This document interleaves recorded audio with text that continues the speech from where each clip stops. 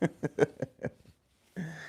thought I'd take this opportunity of a little bit of slightly warmer weather in New York to get back out here and not worry about my family walking around. Uh-oh, I can't open that. Ooh, I got a bottle opener here.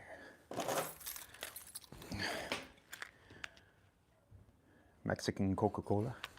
I don't normally drink pop, but, and yes, I call it pop in this part of New York. But I tell you what, the real cane sugar is where it's at. I've been having some that Fallout Jones soda or pop.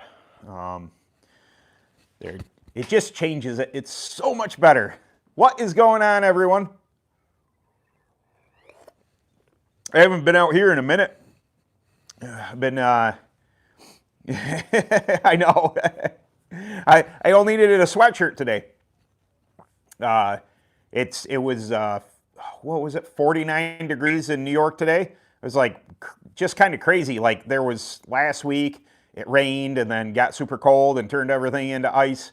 And then this week, 49 degrees. I don't know, like going outside in my t-shirt, and I know that, you know, a lot of Southerners or whatever would be like, you know, 49 degrees is cold, man. Not to us, especially in the middle of December. I know. It's been a minute. It's been cold, and I was kind of reserved to the. I had my reservations, whatever, about being in the kitchen. It's just not as Kart talky in there because you know, it's my kitchen. But I was as I walked out of work at 5 o'clock today to go to the gym, and I was like, yeah, I'm gonna do this in the barn again. That'll be fun. 43 here now, down to 19. Yep. You'll be headed to Low Country County in South Carolina in May for that 20K race. If it's clone, I'd be a field filler. My clone chops are not of which. No. Anyway, I'm not as good of a clone racer as I am a UAS guy. That's for certain. Even there, my UAS has suffered over the past couple of years. With my buddy Walt getting out, my financier. I said that before, that, you know, you can make up a lot of speed by knowledge, by time in the barn and everything, but there you know, it's not wrong that money can buy speed. And I definitely took a hit on my speed when my financier, aka my buddy Walt there, backed out, and I couldn't have all the new tires I wanted. I couldn't, you know, the freshest engines, the new chassis, all that stuff. I had quite a sweet ride for a long time, and I'm nothing but appreciative of those years. When it's on my own dime, I'm a penny pincher, mostly because I don't have money, and it shows a little bit. It's also, you know, lack of time out here when you're doing a bunch of stuff. When you're running a YouTube channel and you're trying to create content, it really it hampers my abilities. I'm not whining, just reality. But yeah, 20K, I'd just be donating to the person if I ever went down there. Good evening. Go Seahawks. Oh, yeah. Go Raiders. I'm an hour and a half from Buffalo. I live in Bills country, and I'm a Raiders fan only because I was a Broncos fan as a kid. Elway, favorite quarterback. And then somewhere I was a skateboarder in junior high, leading up to junior high, and then junior high, and I started listening to a lot of rap back then. And all my favorite rappers, Ice Cube and Ice-T, and everybody always wore Raiders gear, and I started wearing Raiders gear because that was cool. And then I'm just not a person that jumped ship. So I've been a Raiders fan since, and they're awful.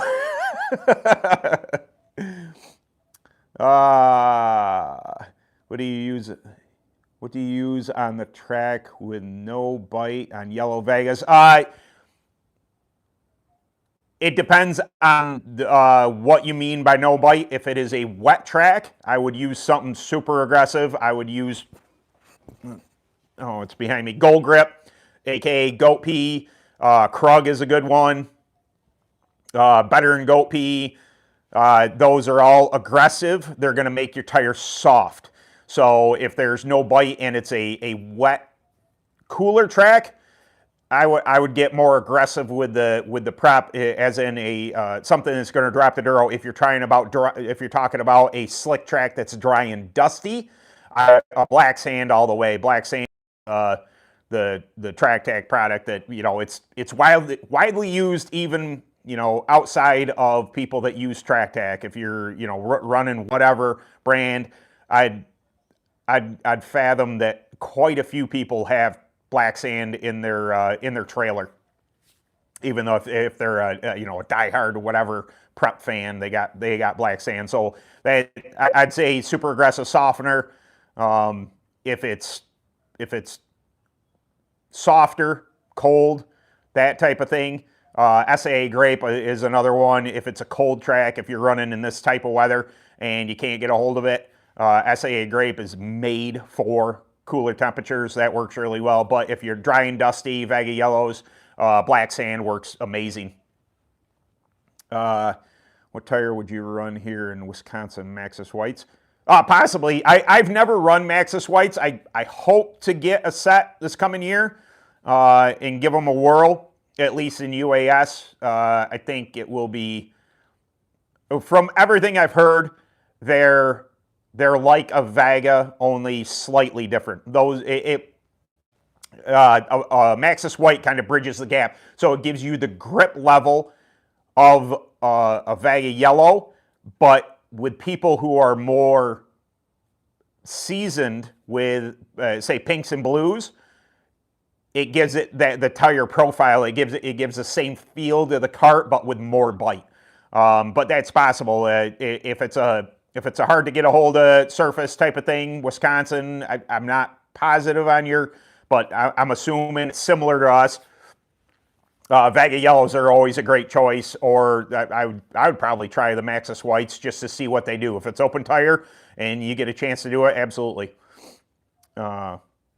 Track's not wet, but don't have no bite, dry, dusty and dry. Yeah, I might, if you don't want to drop your durometer, like the biggest thing is if you drop your durometer, you quite possibly will have fall off at the end of a run because you're going to overheat the tires. The softer the compound, the more it's going to heat up because it's biting more at the beginning of the run. You may feel like Superman at the beginning of the run, and then as the tire heats up, it's going to start to fade. It's going to start to open those pores up, absorb some of the dirt, and start to ultimately lose grip. To whereas if you keep a Vega yellow as a standard type of compound, black sand is made not to drop the durometer a whole lot, but add bite to the tire. So that's possible, and I would assume that being the Maxxis white is of a similar durometer, not compound, but durometer, because I think they're made of two different rubbers, that it would have the exact same effects. So yeah, Vegas are, I know the channel is, sponsored by Burris and everything, but I run UAS, so I run all tires. Vega yellow is one of my all-time favorite tires. It's a must-have if you're running in the Northern Territory. It really is. I know it's real big down in Florida too. That sandy stuff, it's a good way to get a hold down there. But up north, especially UAS, softer tracks, stuff like that, Vega yellows they absolutely hook up. Yes, open tire reel. Yep. Basically just trying to get some ideas of what I should try running here in Wisconsin. Yeah, I would say a Vega yellow would be probably my go-to, only because, I just say that. Maxxis white might be a great option. I don't have any experience with them. I would, Vega yellows are, you can run them right out of the wrapper and they're really good, but you can also really bring them in. Some of my fastest lap times, some of the fastest, the tracks I've been on with my open, I ran them once with the clone, and they were just almost lights out fast. I got taken out in the, I'm thinking of a, pops into my head, one particular race. I mean, I dominated the heat race. I know it's a heat race and all that, but I had a buddy of mine that just wandered by. He's like, dude, if you don't screw up the start on this, you got it. And it felt like it, like the thing was on a rail. I'm like, cool. And they did what they needed to do. They roughed me up off the start and got me pinned back in a bit of traffic. And I can't even be mad at it because I would have tried to do the same thing, but put one of the faster carts at a disadvantage off the start and have them try and fight back. I totally understand. They were punching about 30 and never run anything different. Vegas forever. Yep. They're a great tire. I really got to freshen up mine. Mine did okay though. Like, that's the thing with Vegas. Like, I don't feel as if they lose a lot of speed over the years. Like, if you drop the drummer, if you're not, if you use GoPro, they're eventually going to dry out and lose eventual grip that way.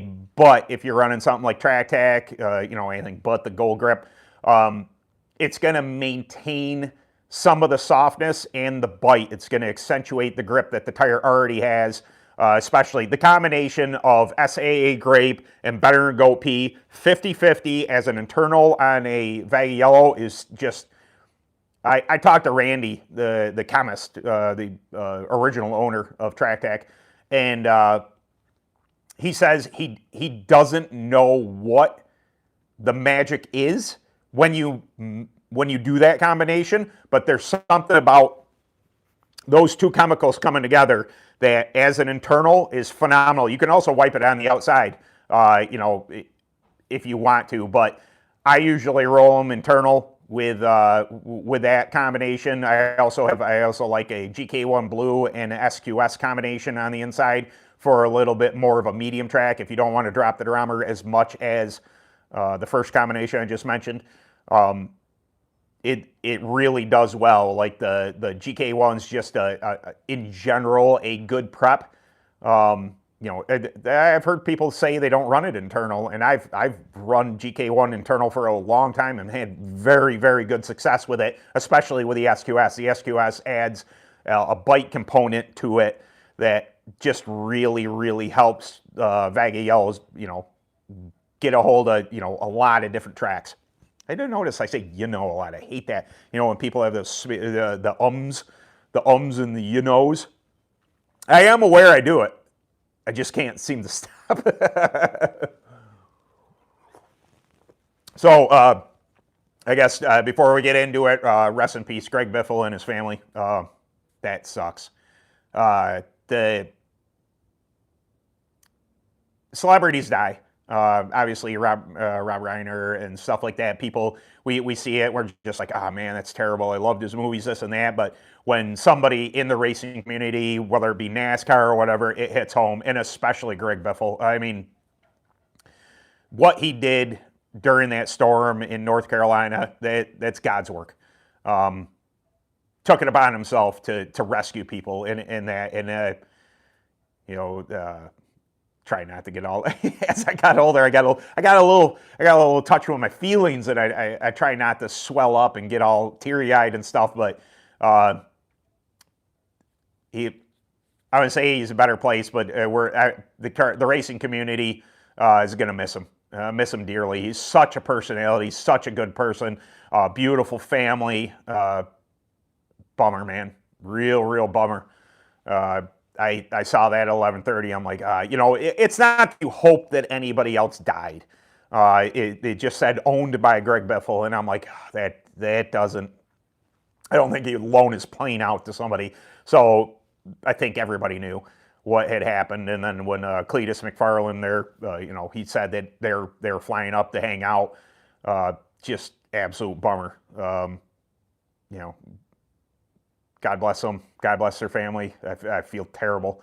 And somebody I've never met, but somebody I always, when you watch NASCAR, you watch racing, you have your favorite drivers, this and that. And Biffle was just somebody that when he did race, you were paying attention because sometimes he just hit it. And it just, my goodness, where does he get that talent? Where does he get that speed?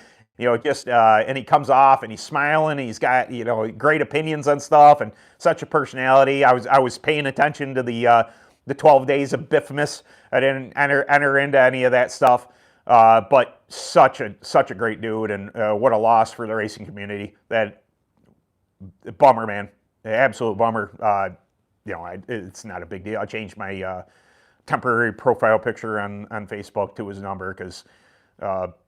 I just hope Greg and his family and everybody's in everybody's prayers tonight. Terrible loss. I can't even, young kids, week before Christmas, just heart-wrenching, man. Other than that, I did catch some of I guess I watched the replay. I was doing stuff. I was watching Fallout yesterday, and because of the new season, and I didn't catch the last episode of last season, so my wife and I are catching that up, and then we watch the next season. And then the Ultimate Karting Media guys had Terry Odom on, and so I caught the replay of that. And Terry's a passionate guy. I take it for what it's worth. I think there's a lot going on behind the scenes nobody knows about. It's a bummer that things fell apart because all my interactions with Terry were phenomenal. Like he said, I don't have anything against the Reaper tire. Never. I like all tires. If they're fast, let's run them. If that's the rule, let's run them type of deal. I'll continue to run them, but they're, you hate the drama and all that, but it happens. It happens everywhere. I came from the beard community. And you wouldn't think that beards could cause drama, but boy, people get wound up about stuff. And I choose not to, all the Facebook drama and this and that. It's a conscious choice. I have opinions on stuff. I do not engage in any of it because who am I anyway to offer my opinion? I'm sure that I could get in there and say a bunch of stuff, and it's not dumb because there's real repercussions to people's, actions and what they do and don't do and tracks and, all the finances behind it. It all sucks. But if anything, what I took away from that interview was that Terry was, he was just speaking his mind and telling it how he saw fit, what his interaction were with everything. And it's a bummer to see that relationship dissolve. Because in general, like I said, my interactions with Terry were great. Don't have anything bad to say about him. The fact he came back and gave the reasons why he came back, that he, okay, I believe you. Take it for what it's worth. Yeah, I did. So I made that post on Facebook about NASCAR 25, and my buddy Doug and I race just about every night, Sunday through Thursday. We usually get on like 10 o'clock-ish. Sometimes I'm a little earlier, just like an hour, which is not a great thing to spike your adrenaline right before trying to go to bed. But it's the time that I have to get on. And we run some races, and we get online and run, and we've messed around with some setups, and I've gotten a bit faster while we're at Homestead, Miami, and I think I started fourth. I got up into second, and I'm running first down. And it's usually the case with me. Like, before I lose my front tires, I try and, I don't want to say check out, but I try and get as much of a gap as possible, knowing full well there's going to be some more seasoned drivers. And this all it all can, with kart racing, if your setup's good for a burst of speed, you better hightail it and hope that, they burn their stuff up catching you. Anyway, he was running the extreme high line, which a lot of people do. I see they do it in leagues. I see they do it online. They run the extreme high line. It carries a lot of momentum. Great, cool. The problem is you get up next to the wall and you get out of the black and you can get into the loose stuff. Well, I had this. I was center high, entering the corner. I got a huge run on him, and I actually burped the throttle because I figured I was going to hit him. I burped the throttle, went wide back open, and I got up, and just before I got up to him, I just see his car go sideways, and when it goes sideways, I clipped his nose. and boom, boom, into the wall. And I'm like, oh, and I was telling Doug, I was like, dude, I got that guy. Killed my momentum. Third, just right by me. I'm like, well, that was unfortunate. Race the race. I may have gotten past no, I stayed in second. I was able to, no, I got passed by somebody else. I think they lost it on their own, so I got back into second, and then, like, one lap to go, I see, I look in the rearview mirror, I'm like, all right, somebody's catching me. I'm like, I can't run the wall, because I always seem to clip it, and I'm like, so I'm running that medium-high line that I had been running. Well, it kills momentum, and it's that dude. And I mean, he came up and just smoked me into the wall. And I'm like, oh, I know who that is. He went from possibly passing me for second to 13th. I think we had 13 in our race. I mean, completely took himself out. I ended up, he got me into the wall, but I was close enough to the wall. It only, just pancaked the side and kept on going. Didn't kill my momentum too bad. Finished second. I'm like, cool. That's a bummer. I was telling Doug, I'm like, man, that guy he must have been mad or something. Next thing you know, bloop, up on the screen, learn how to drive. I'm like, so bad, the controller on the wheel, I couldn't get back. I'm not going to message back and forth. I'm not going to get into a peeing match with somebody online. But I so bad wanted to tell him, you better go back and check the tape, essentially. If you look at my car from him, he lost it before I got there. Did I take air off his spoiler? I did. It was a racing thing. I have been taken out by, if anybody else races it, 94 is the number that they just give you, to go race. And they're blue and red cars. And you can tell who's new. And I've been taken out just randomly by somebody who doesn't ever lift. And it's frustrating, but I don't get mad. I don't try and take the guy back out, but that guy was pretty angry with me. Oh, man. Nothing like arguing with a 12-year-old. I know. It was...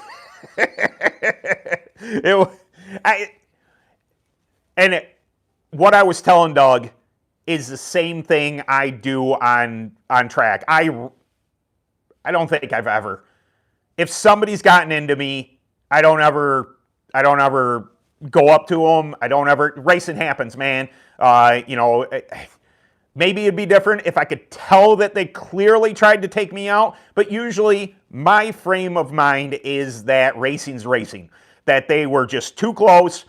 I burbled, I didn't, they had a heck of a run, they didn't anticipate where I was coming off the turn, I may have stumbled, I may have jumped out of the gas.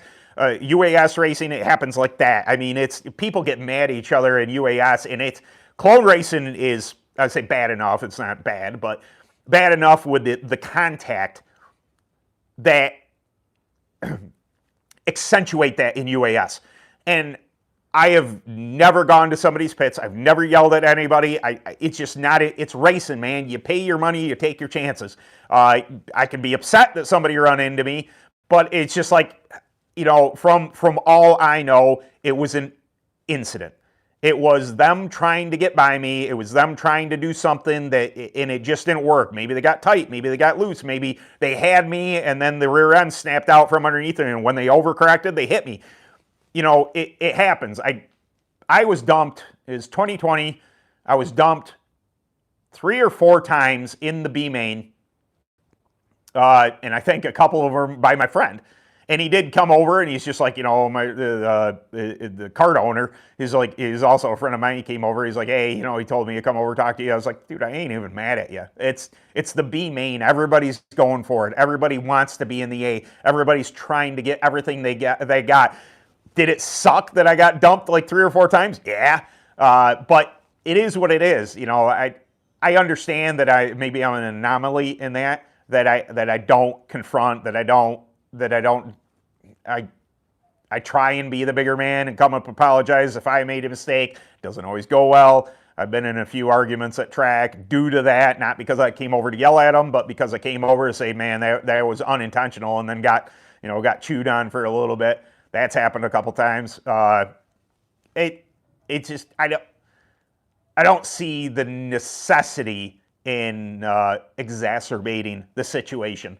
I think that if you weren't fast enough, there's always more speed to be found, and maybe just maybe you can get away from them next time and they can't catch you. Maybe go back to work. All right, this is where I was lacking, and make that adjustment, and then be faster than them so they don't have the opportunity. But we'll go back to the NASCAR 25 thing. That dude jumped out of the server. Okay, cool. Or whatever you want to call it. Like 3 races later, we're doing our last race. We went to Dover. I'm fairly quick at Dover on that game. And sure enough, I got passed on the last lap for that, but the guy got into lap traffic. Anyway, Doug happened to notice that guy jumped back into our group and was racing again. It's just like, well, you're so mad at me. You sent me a message, this and that. I think he had ill intentions. I think he had bad intentions. The problem is he was stuck back in like 9th because he wasn't fast enough. I finished 2nd in that race. I had like 1 or 2 S classes, a bunch of A classes, and I led a bit of that race till I got run down by the eventual winner. But it's just like, hey man, I hate to say it, but maybe you're not fast enough. Maybe the incident could have been your fault. I don't know. I'm just saying.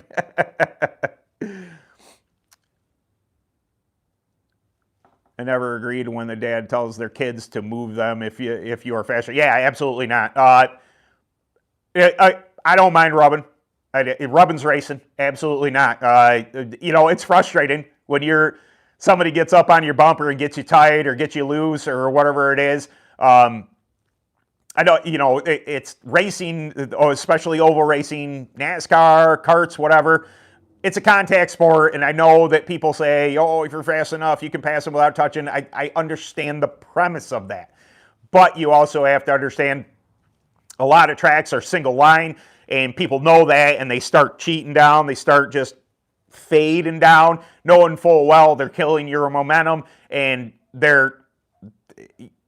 I'm not saying to do it, but sometimes a little boop, boop, like, hey, had enough of this, I'm going by type of thing. Yeah. Keep what happens on the track. More people should think this way, and you would see most of the drama. Absolutely. Like I said, I'm an anomaly. I'm happy to see other people that do the same thing I do. Sometimes it feels like a rarity. I've seen the police there. I've seen fisticuffs. I've seen all these things. It's entertaining. Drama's entertaining. Don't get me wrong. I'm like, ooh, what's going on over there? But I don't want to be in the drama. I don't want to be part of that. You can get me mad. Don't excuse my kindness for weakness. I am no tough guy by any stretch of the imagination. I think I can hold my own. Just let's not do that at the racetrack. If you're faster than me, cool. If you had to dump me to get by me and you're faster and I can't catch it, cool. It's racing. I love racing for racing. Sometimes it doesn't go your way. But yeah, that dad's telling the kids to move kids, not cool, man. That just leads to adults fighting adults at the scales, and I don't like that at all. Hey, Ben. Took a hiatus for hunting season, missed a few weeks. Yeah. I'm not a hunter, and I say that only I don't know. I want to say how I feel about it. I'm into providing meat for my family type of thing. My wife is a vegetarian. It makes it a very sticky situation. Could I be a hunter? Absolutely. I have acres up at my brother-in-law's, and he's a knowledgeable fellow about that. He asked me this Thanksgiving if I was going to get my hunting license, and I'm like, one of these years I'll do it. It's a very sticky situation coming home because my wife is very. She's a regular vegetarian, so she eats eggs and cheese and stuff like that, but anything with a face type of thing, no fishes, no nothing like that. It just makes it, she's over the years, she's cool with me, steaks, feeding the kids meat, you know, she's just like the chillest vegetarian there is. But we've been together 30 years, and I've not been able to convince her to turn to the meat side. So I think she's a lifer. It just makes it very sticky, and like more so when I come home and I say, "Oh, I got a deer," and then she'd be, you know, like, "You took a life," and I'm like, I eat the lives all the time, but it's very, yeah. But I do appreciate I appreciate the art of anything. Dustin is my brother-in-law, and he's a hunter, and, you know, he tells me about you know, he's got his cameras up and he's got his hunting blinds, and, you know, he loves bow hunting, and he says that's the most exciting for him, you know, the most natural type of hunting. And I love to, you know, see his bows, and talks about, you know, everything about it. I'm very intrigued by it. It's just pulling the trigger on doing it's a little sketchy for me. A little bump and run is okay. Just don't drive over someone to pass them. Yeah. Yep. Yeah. Bump and run. Just a little. Hey, I'm going by here. Just a. Doop. Hey, Doug and I do that on NASCAR. It's just, I go every time I come up to like Talladega or something. I go boop. It's a good time. Oh, any idea when you'll do the Track Tack Reaper light prep video? I don't, only because it got cold, and I would say I'd like to do it soon. Maybe I will. There's no secrets here. There's a lack of, you know, we're not racing. So me creating content, usually I let kind of life and racing spur my ideas for it. And I could go back, you know, I got a ton of ideas to do. Matter of fact, Sunday is probably going to be, you know, changing spindles. I think I decided on that, unless I change my mind between now and then. I haven't shot the video yet, but I wanted, you know, a question last week happened on here about that, and I thought, you know what, there's more to think about than just, you know, whoever, you know, oh, the manufacturer tells me to change them here or there. There's a reason why I do that and stuff, and I think I can go into that. The Reaper Light, I only have one race experience in it, and that's the only reason I'm delaying my desire to do it. Ideally, if I do run, I hate to wait to spring to do that video. I know I've had it for a while, had it for a bit, and it should be done. When I don't have experience with something, it makes it more difficult for me to talk about. I can talk about the theory of what's going on here. It worked for what it was designed to do. The one time I tried to use it, the problem was the track did not call for it. The track called for a much more aggressive prep, so I had to switch off from using it. I was dedicated to do it. I was like, man, I'm just going to run this prep. And then immediately after practice, I went, that's not a good idea. It's just not aggressive enough for what I needed it for that particular day. But ideally, if I could run Selinsgrove and just run that prep, that'd be ideal. But I don't want to wait till March to do it. That's a little late to do it. I don't know. I have to decide on it. Maybe if I do find myself in a position where I need a video idea and I can go ahead and talk about it, I can, you know, maybe I'll reach out to Harris and, you know, get a little bit more information from him on it. I know I've said that before, but it's just not in the forefront of my mind because I'm not currently running it. But ideally, I'd like to do it at Selinsgrove and really put it through its paces, see what it can do against, you know, other guys that are running different stuff. But yeah, just got the second edition book from Oval Kart Technology. It's information. Definitely recommend to anyone in karting. Have you checked it out yet? I have not checked it out yet. Definitely something I should do. Like, because I, quote unquote, teach stuff on YouTube. I should be the most informed person on a lot of this stuff. But their ads come by and I'm like, that'd be a good idea. And then because I squirrel out and I forget stuff, it's just poof, and it's gone until you mentioned it. I'm like, oh yeah, I did think about buying that, didn't I? Hey Ben, hope all is well and hope you and your family have an amazing Christmas. You too. Yeah, I'll mention that. No stream next week. Next week is Christmas. I'll be chilling out with my family, as I hope a lot of you are going to be doing. I want to say it's a bummer to miss out, but like I was in there, I was just goofing on my phone. I was playing a game or whatever. I was underneath a blanket. Just got done eating dinner with my wife, and we're talking back and forth. And I happened to look down at my phone. I was like, "Holy crap! I got a live stream." But yeah, definitely worth the money. Absolutely, yeah. I really should probably look into that. I will say the problem with me is I have a very hard time reading.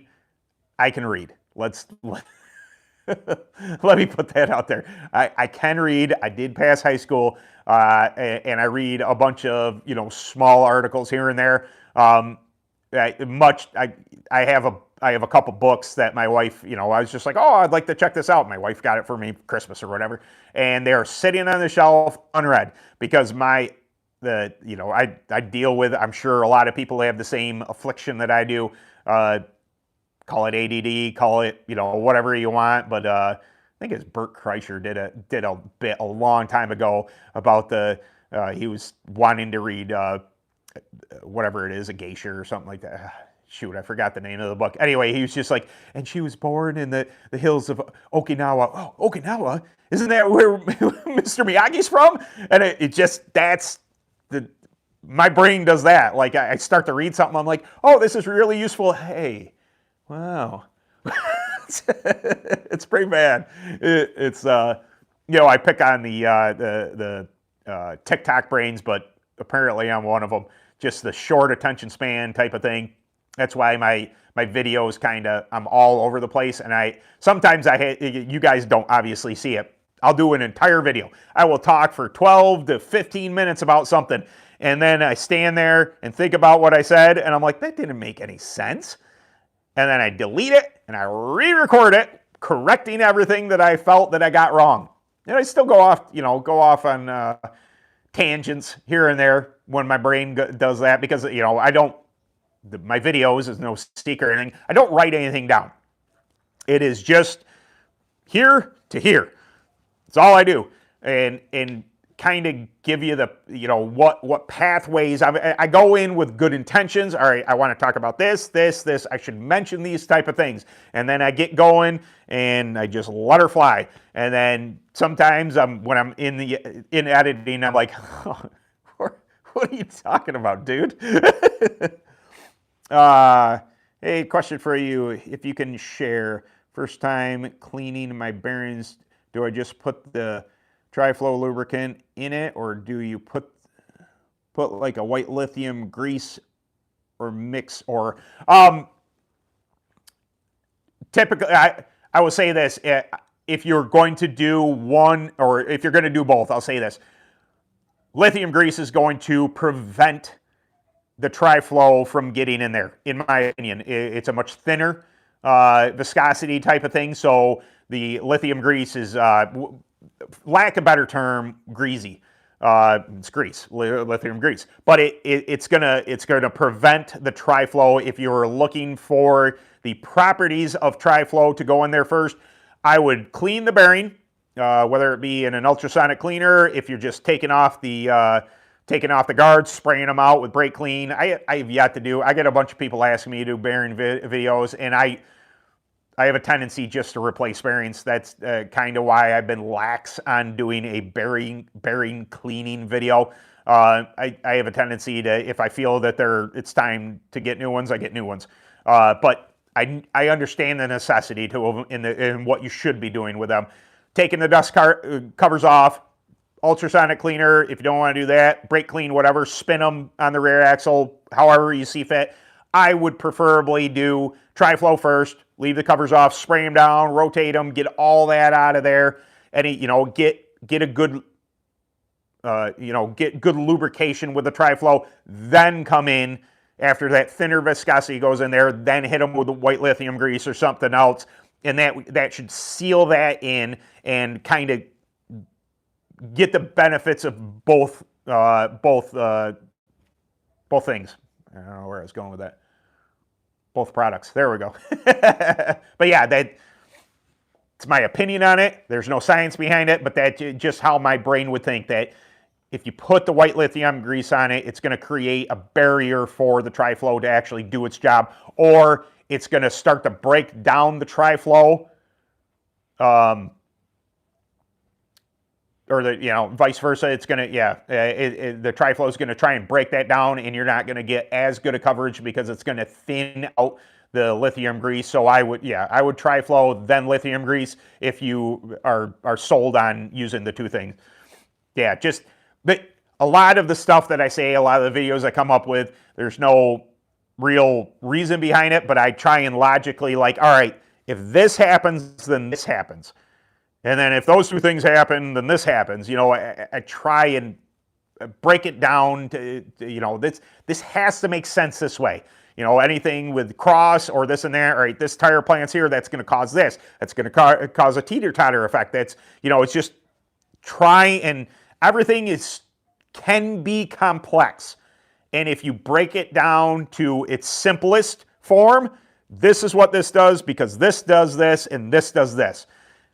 And try and, get your brain to think about how those things work, and anything including, thoughts on lubrication. But yeah, not sold on using both, but learning which I should use, or it makes sense. Yeah. It's not a horrible idea. They worth a shot. Normally, God, I was so bad at bearings before.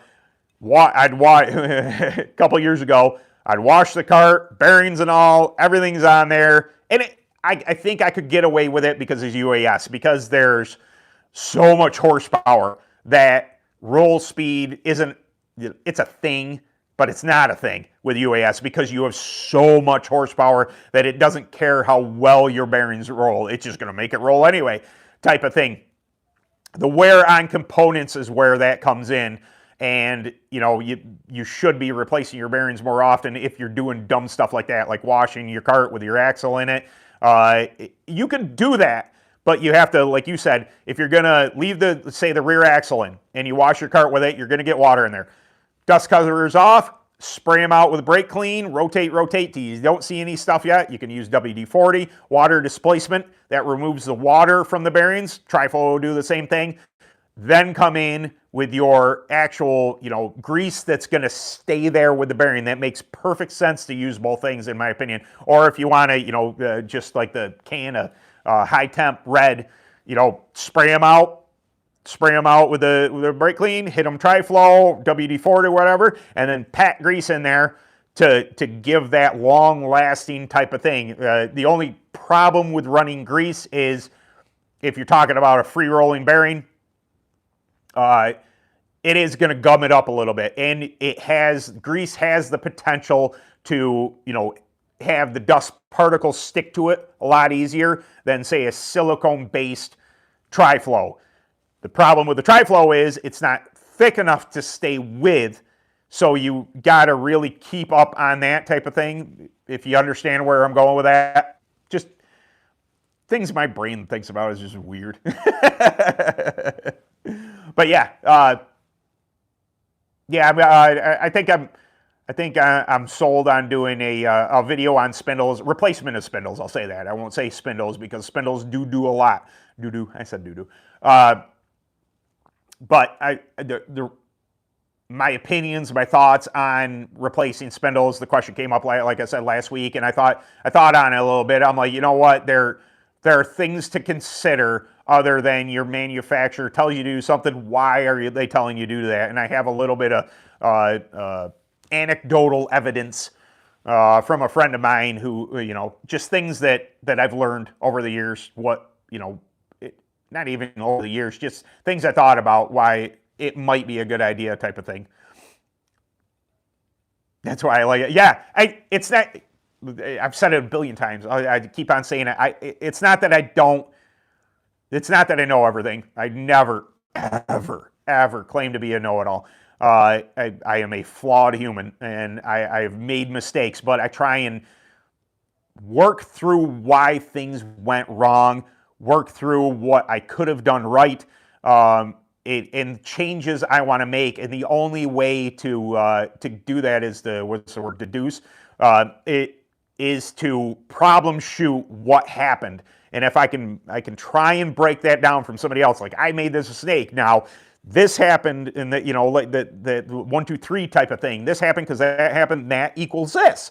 You know, 1 + 1 is 2. You know, that's, it's just, I don't say it's a better way to think, but it's a good way to think, because that you don't just throw your hands up like, I don't know what to do with this thing. Well, what happened? What exactly happened? What was the track temp that night? What did you try? What didn't you try? What air pressure did you try? Oh man, maybe you went too far there. There's just all these things that you can kind of break down to improve your performance next time. I use 020 synthetic motor oil in my bearings, clean them good, pump them with motor oil, and they puke it out. They don't want to be on track. Yeah. A little tidbit, when I am, now that I do it correctly, or at least my perception of what correctly is, removing the rear axle to keep the bearings and front hubs and everything from being exposed to water, and you know, making their longevity lessen, type of thing. I have been taking my chain off. When I take the axle, I take my chain off, I spray it off with brake clean, and then I got it's left over from when I used a wet clutch with my UAS, but I have some, what is that, purple? I always forget. Max Purple, the Royal Purple transmission fluid, and I put my chain in the transmission fluid while I'm doing all the other stuff, and I just let it sit in there. And then transmission fluid, obviously gears against gears. Here's my train of thought here, that if it's good enough for running hundreds of thousands of miles in a car, in a transmission, then the metal contact of a transmission fluid on something like a chain, especially in, you know, maybe not at track, maybe that's not a great idea to be using transmission fluid as a lubricant. Maybe it is.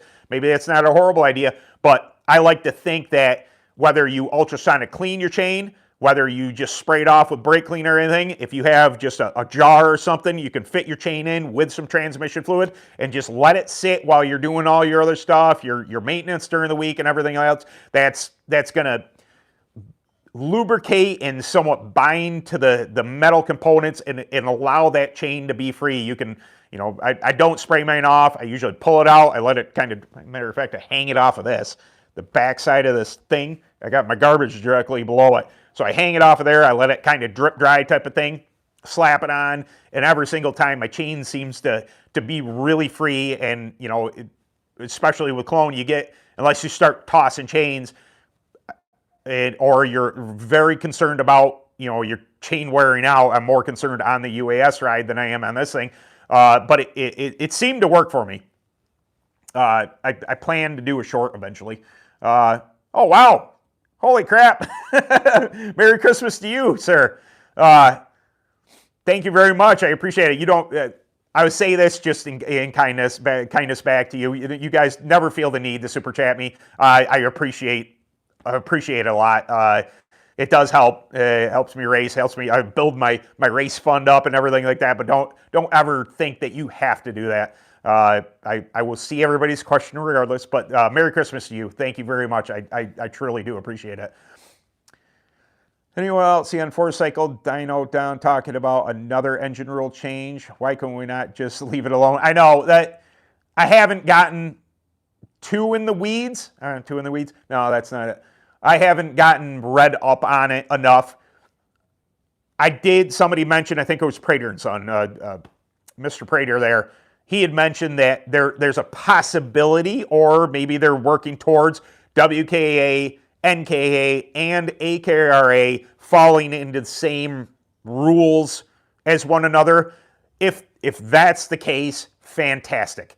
You know, until I actually see it online or whatever, I don't know. If they're gonna make a rule change, it is what it is. I do kind of wish they would just let it be type of thing. But if another slight rule change is gonna bring the three major entities together on the, so I don't, you know, if I decide to go run, you know, Daytona Dirt one year, I don't have to have a different engine. That would be fantastic. I've said it before, but that's what I love about UAS. no matter what part of the country, UAS has its rules. You show up to that track, you fall within those rules, you can race. To whereas, there's these little tiny discrepancies in, WKA, NKA, and AKRA that are just a bugaboo of mine. Like, hey, man, cut that out. Anyway, oh, yeah. Jay Frey, I just bought mine off Amazon. Crewworks Sand, whatever, the best cleaner, highest rated, and haven't used yet. Going to try. Nice. Yeah, I don't have a preference on chain stuff. With the UAS ride, I was using Maxima. It's a motocross chain oil. Again, with the I'm not concerned about roll speed. It's a very sticky substance. It's really good. It worked really well. I do have some different stuff. It was some kind of, it seemed to be sticky too though. And that's the thing, when I got into clone racing, roll speed and keeping your drive line so free that you're not hampering the engine at all really becomes a thing. It's a learning experience for me. Like, man, I'm thinking in UAS, I'm thinking about longevity, and I don't care if it's sticky because there's so much horsepower, it doesn't care. I just want the chain to last. If a Maximo is a really good product, or is a really good product for motocross, and I thought, okay, this works, and I used it for years. But it's also, when I got into clone, I was like, man, I got to lighten that up. Tri-flow, things like that. Make sure you get I guess my suggestion would be to, when you come off track, get it clean, brake clean, and then whatever lubricant you're going to use, maybe wipe it off, try and get any grit or anything like that. Try and keep that stuff from building up on your chain, getting into your gears, wearing out your gears, all that type of stuff. That's why I feel as if I almost needed to start clone racing. Everybody in UAS, oh, you're going to hate it. There's a lack of horsepower. It's just different driving. I enjoy it just the same. But I needed that experience. I needed to know that, hey, man, you can't dope the snot out of your tires. You will kill your momentum. You will kill your corner speed. You can't just hog after them like you do in UAS, or at least my experience in UAS. Things, rotational weight and stuff like that, keeping things absolutely free, not binding your chain at all. All these things really came into play. Could you use those concepts in UAS racing? Absolutely. Do I think it makes that big of a difference? Probably not. Obviously you don't want to bind your chain and stuff like that in UAS, but like I said, the horsepower just makes such a, when you're going from 15 horsepower or whatever a clone is up to 60, 70 horsepower, that doesn't care. That does not care that you used a different chain lube this time. But that's my opinion. Ben, what kind of ultrasonic cleaner do you use? I've never had any luck with them. Maybe the solvent wasn't good. I bought this thing off of Amazon. I will show it to you. It's right there. Sorry, my front-facing camera is poo-poo. It's this one. Vivor. It's a little small. I kind of wish I had spent the money on a little bigger one. Cleaner-wise, I've been diluting Simple Green.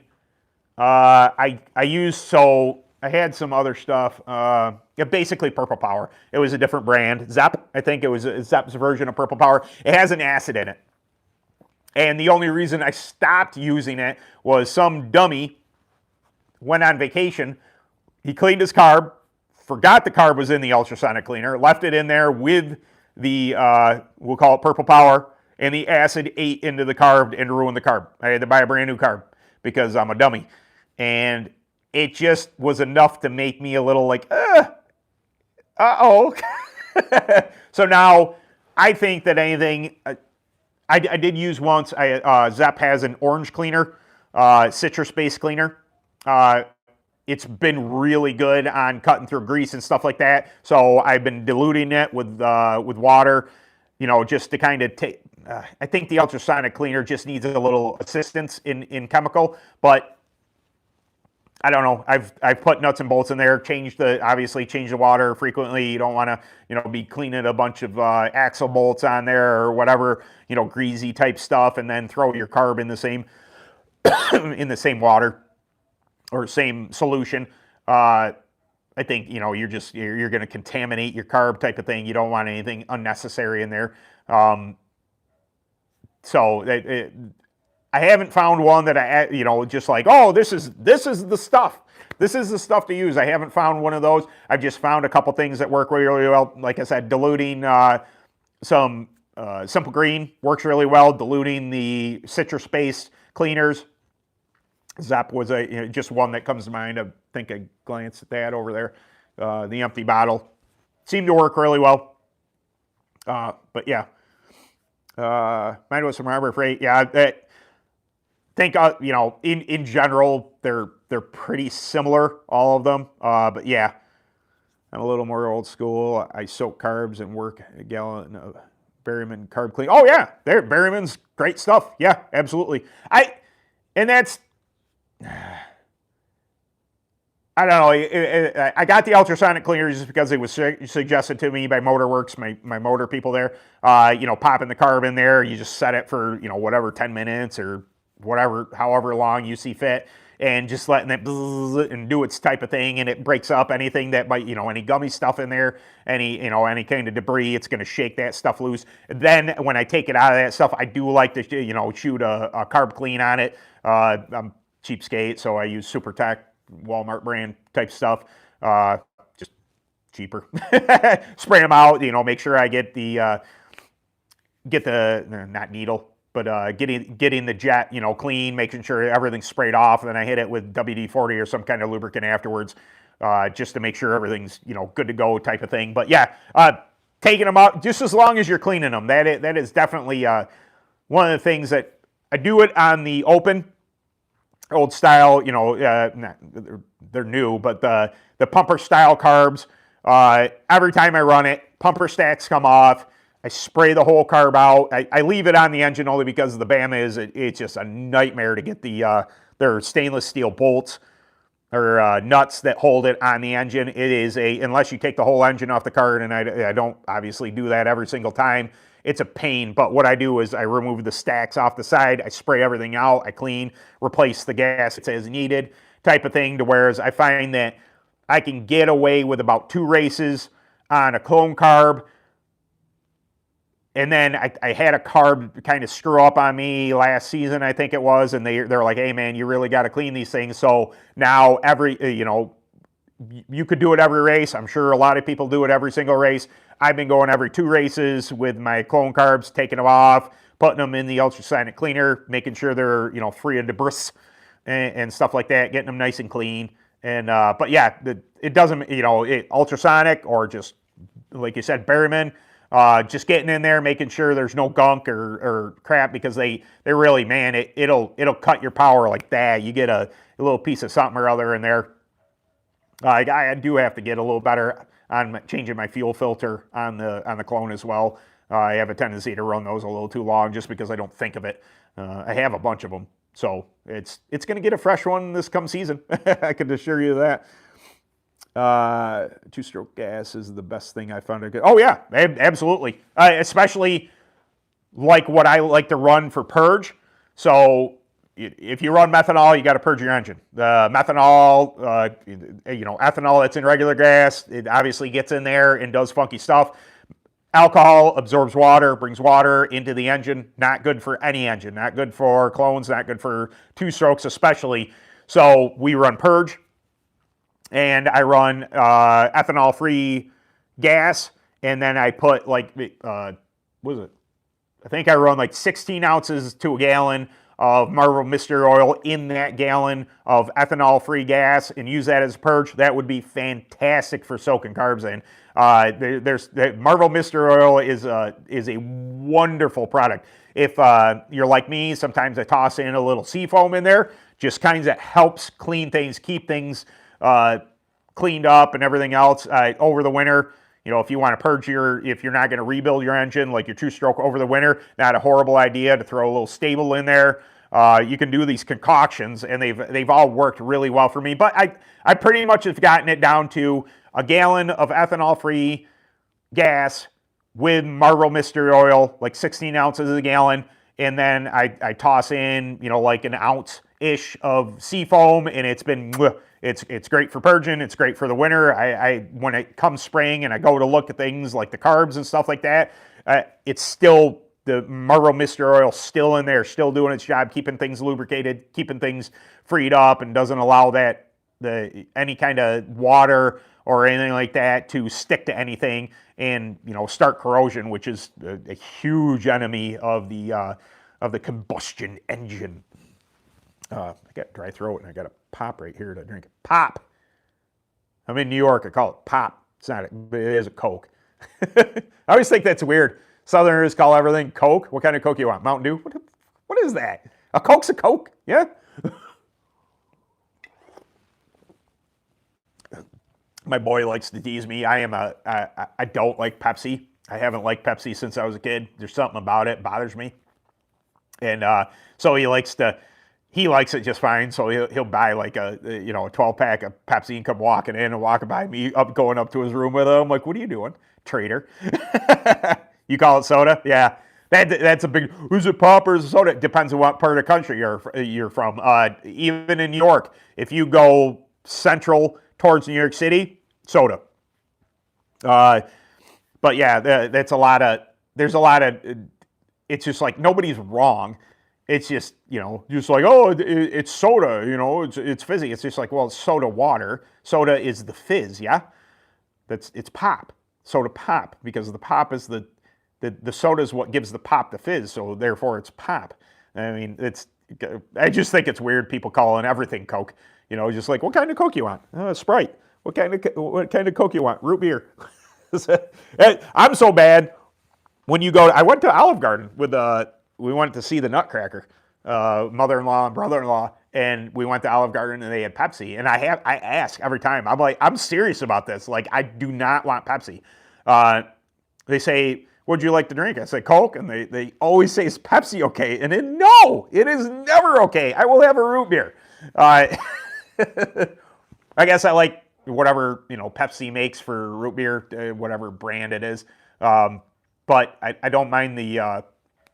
It used to be Sierra Mist, whatever it's called now.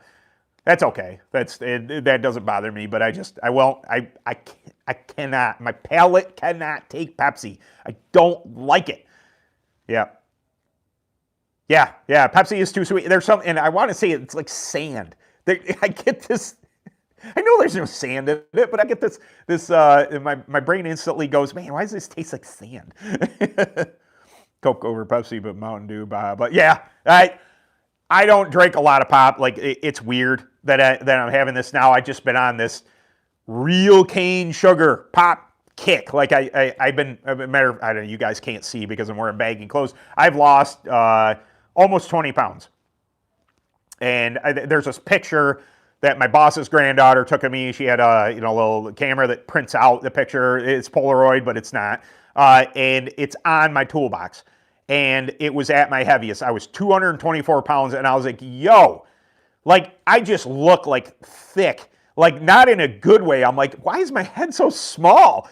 It's because my upper body, and it's not all, and my wife says, oh, it's muscle. It's just like, obviously it's not, because I'm not on a diet. I just stopped crushing cookies. Like, I'm like, I don't need the snacks. I always, have breakfast. I have a protein shake in the morning, and then I don't eat, or I'd snack, and then lunch would come. I'd eat lunch, and then I'd snack before I got out of work, and then obviously work out, then come home, have dinner, and then I'd snack all night long. And it was just, little by little, it's creeping up, and I'd look at that photo, and I'm like, dude, what is the deal? As they say, it's too much weight for my frame. I'm only 5'9". It was just too heavy. I'm stronger than I ever was, but it didn't jive. And I was like, all right, man, pump the brakes. We're going to cut the snacking out. We're going to, just try and behave on the sugar consumption. Not hog down at lunch, and stop the snacking at work. Like, no more snacking. And it's been tough because people have been bringing in Christmas cookies, and I just walk by them and I don't eat them.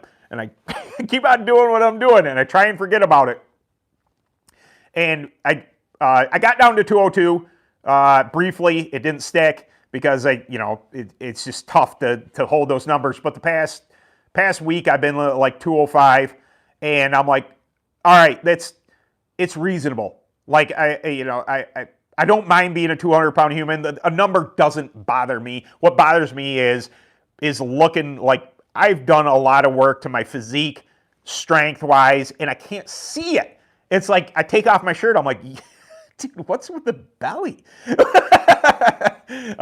So it was like a conscious effort to try, and I still have snacks. I still have treats. I enjoy this stuff, but I just can't. And it was tough. Like, I would like to run some of the lighter classes in Cologne, and I just couldn't do it. I was too heavy for them. So I think if I can maintain this 200-pound human, I think I'll be able to run like a 350, 360 Cologne class. That might be fun. Run with a bunch of other people that I haven't been able to run with before and get that experience and set my cart up at a lighter weight type of thing. I think it'll be fun to do that, but I can only do that if I'm not chowing down on everything under the sun. Well, thank you very much. Do they have sun drop? We do not have sun drop here in New York. I would love to try it. Just it doesn't exist here. Saying Pepsi was the equivalent to swearing in my house. Now, my wife grew up in a Diet Pepsi type of household, so my daughter currently is, we'll say, addicted because that's fun to say. She's one of those Diet Coke people. Like, I just need a DC, and I was like, a DC? She's like, a Diet Coke. They're even better from McDonald's. I'm like, okay, cool. Have you seen it on a gas station in New York? Really? Okay. Maybe I should pay better attention. I eat more junk so I can take some lead off my cart, right? It was. I'll find it eventually. I appreciate the sentiment though. But yeah, my wife is mad at me for losing weight, and it's not because she's upset I lost weight. It's because she hasn't lost weight along with me. 2021, we both started to eat healthier, going on walks back when my dog wasn't in a wheelchair, this and that. And we both lost like a bunch of weight. I think she lost almost 30 pounds, and she felt fantastic. And obviously that, things have not, I'm not insulting my wife. She's 51 years old. It's a little harder to do things, when she's not old, but things start to hurt a little more. And so it's hard for her to she goes to the gym with me. She does the treadmill. She says she's stronger. Like, I see the weight she's picking up on the machines, doing fantastic. That was one of my concerns when I dropped some of the weight. Like, I'd been, actively working on this, and my bench, I literally use as a benchmark, and I was able to press last week. I did, work up to it, 225, 245. I did 275 for one. I did 285 for one. And it wasn't that it wasn't hard, but it wasn't problematic. Like, I'm not going to make it type of thing. I'm like, all right, I was concerned about that as egocentric as it might be. I didn't want my bench to go down. I didn't want to lose strength while I lost weight. So I haven't lost any muscle to this point, eating reasonable, and I've maintained my strength. Of course, I upped my protein as soon as the season went off, and I started lifting again, or lifting heavier again. I took it easy during the summer, just kind of running the motions. And once the season was done, I'm like, all right, let's push for more muscle. I'm going to up my protein. I'm going to watch what I'm eating, and it's some of the fat has come off me. I'm like, this is A-okay. Yeah, but I do enjoy a real cane sugar. I love it. Holy crap, 68 minutes has gone by. I didn't know how long I was going to last out here. I was like, I don't exactly know how cold it is out in the barn, but it's definitely, it's cool. It's warmer than it's been, which has been fantastic. So, all right, guys, I'm going to bounce off here. Thank you very much for stopping by. No show next week, Christmas. Have a very, very Merry Christmas. I hope everybody is able to spend time with their family and have a great time. It's not about the presents; it's about family and the reason for this season, which is Christ, if of course you believe in the Jesus Christ, that is. But yeah, thank you very much for coming by. Take a break next week. This weekend's video is probably going to be on spindles. I convinced myself it's going to be on replacing spindles. That's what the video is going to be. It may not be a banger for views, but it's okay. I don't, like I said, it's nice to see the good numbers. I don't get torn up about it. If a video doesn't do that great, it happens. At least it's out there for somebody to consume if they have that question. It is not about, this channel isn't about me and my numbers and whatever's happening there. I care about it, but I don't put it at the forefront. I want to do videos on stuff that I think people would be curious about. And why does this happen? You know, why are they telling me to replace this or do that or that? And that means more to me than the numbers do. So sometimes the videos don't crush and I'm like, yeah, well, I kind of figured that was going to happen. Anyway, thank you very much for stopping by and have a Merry Christmas. I'll catch you guys in 2 weeks. All right, bye.